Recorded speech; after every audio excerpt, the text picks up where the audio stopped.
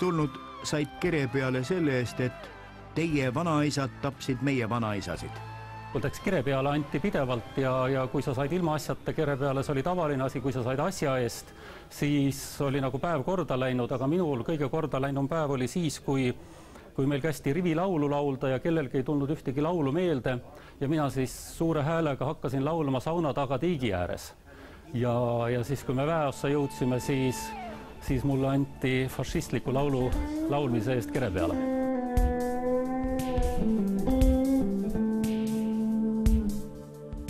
On ajalooline fakt, et ma olen sündinud sügaval Nõukogude ajal 1960. aastal ehk ametliku arvamise järgi elanud 31 aastat Nõukogude Liidus. Sellest lähtuvalt paraku on ka enamik minu sõpru, minu kaasaegsed ja elanud samamoodi Nõukogude Liidus ja vahel me hakkasime seda aega meenutama ja juhtus nõndamoodi, et ega täpselt ei mäleta, et mõnda selka. Ja siis küpseski täiesti konkreetne mõte, et miks mitte kutsuda inimesi appi mäletama. Ja küsimus iseenesest ei ole ju ainult Nõukogude ajas, vaid küsimus on väga paljude inimeste elus. Kas või näiteks minu puhul, eks see 31 aastat, mis see tähendab mulle, see tähendab ju sündi, lapsepõlve, kooli, ülikooli, täiskasvanud elu, esimesi samme, esimesi töökohti. See on tohutu selline emotsionaalne side selle ajaga, selle 31 aastaga ja seda üleskutset kunagi tehes hakkaski mind huvitama, et kuidas see emotsionaalne side väga paljudesse inimestesse on ladestunud.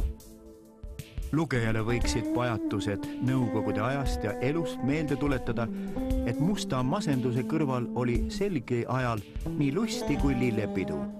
Praeguse Eesti elu üle virisejail jälle tasuks mõnikord just seda sama ajajärku mõtteis sõeluda. Kui ma sõjaväest ära tulin, siis ikkagi see mõte, et ma jäin ellu ja hea on elus olla, et see saadab nagu siiamaani. Ja ega pärast seda nüüd ei olegi enam juhtunud ühtegi olukorda, kus ma mõtleksin, et saaks veel midagi hullemat olla kui see, mis seal sai läbi elatud. Enno Tammer lubab, et meie mälestuste 4 raamatule on tulemas lisagi. Juhul muidugi, kui maakera vahepeal teistpidi pöörlema ei hakka, aga seda pole ette näha. Vähemalt esialgu mitte.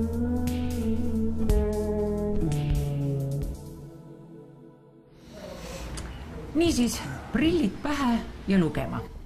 Tänane saade läheb edasi aga looga, mis on abiks inimestele, kellel on asja apteeki.